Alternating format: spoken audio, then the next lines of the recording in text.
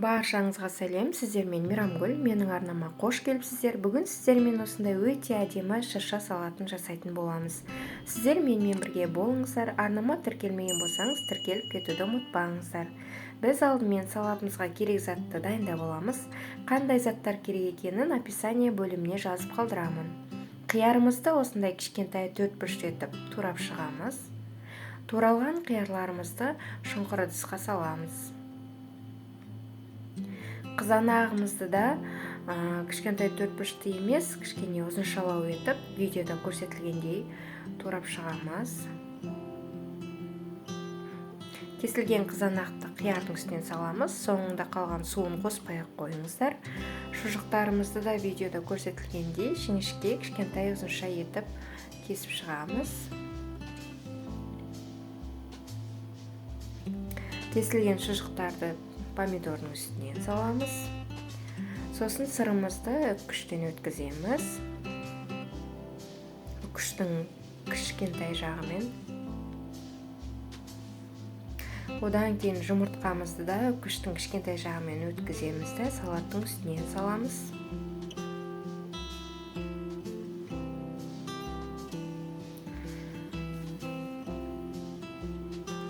Сосын көк пияздарымызды кішкентай етіп ұсақтап турап, оны да сол салаттың үстіне саламыз.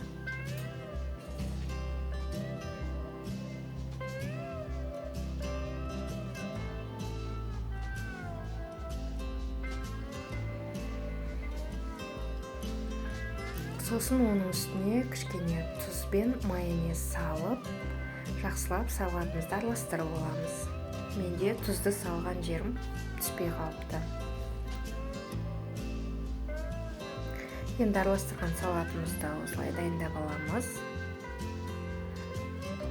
Сосын салатын ыдысыңызды дайындап, сол ыдысқа ұзынша етіп салып алыңыз. 3 бұрышқа ұқсатып, шыршаға ұқсатып салып шығамыз. Мен енді мұнда кешірім сұраймын. Мұнда тарелкамды мен кішкене өзіме тартсам, бәрі анық көрінуші еді. Мына жерде дұрыс түспей қалыпты. Сол үшін кішкене кешірім сұраймын.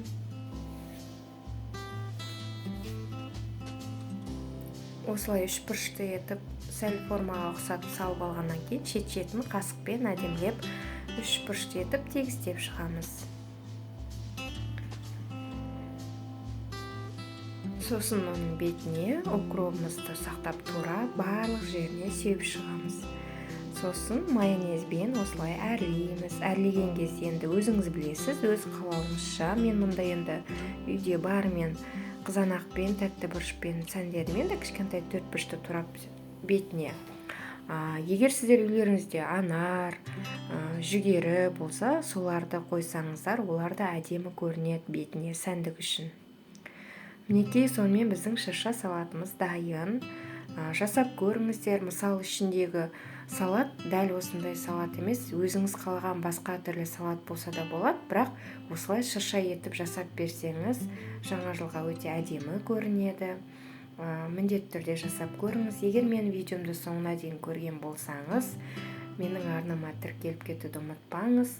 Лүпіл басып, пікір қалдыруды ұмытпаңыз. Менің арнамда басқа да көптеген видеоларды таба аласыздар. Сіздерді өз арнамда күтемін. Сау болыңыздар.